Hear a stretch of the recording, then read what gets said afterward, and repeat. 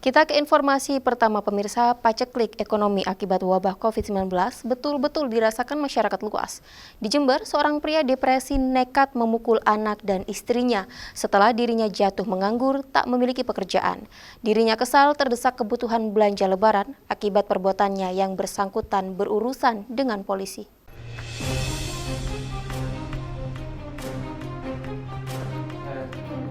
Saifullah hanya bisa pasrah saat diamankan anggota polisi di rumahnya di Desa Kelompangan, Kecamatan Ajung, Jember, Kamis siang kemarin.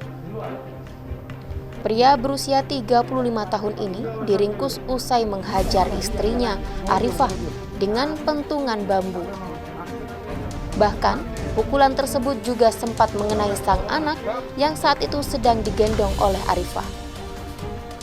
Selain meringkus pelaku, polisi juga mengamankan barang bukti pentungan bambu yang digunakan pelaku menghajar istrinya hingga menderita sejumlah luka lebam di punggung dan kepala.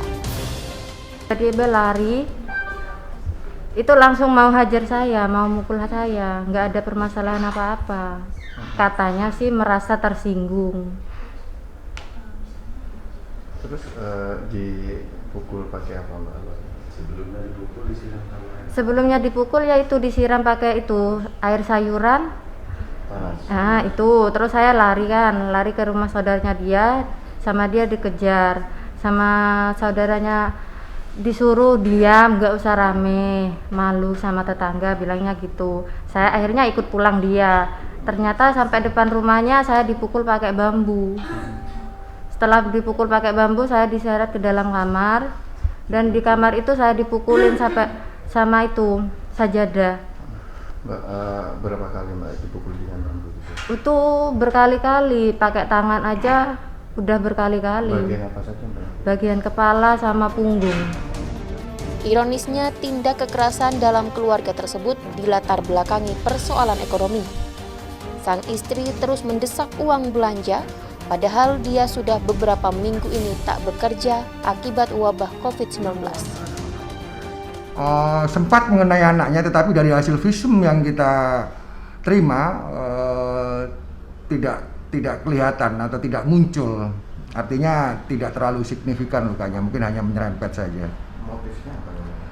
Ya, motif yang kita dalemin yang dari hasil interogasi yang sudah kita lakukan. Jadi si pelaku ini pekerjaannya adalah buruh bangunan. Namun ketika adanya musim virus corona ini, pelaku lama menganggur, dan saat itu si istri yang minta uang belanja ditanggepin dengan emosi. Tersangka sendiri selama ini sehari-hari bekerja sebagai kuli bangunan. Namun setelah pandemi berlangsung, ia lebih sering menganggur sehingga tidak mendapat penghasilan.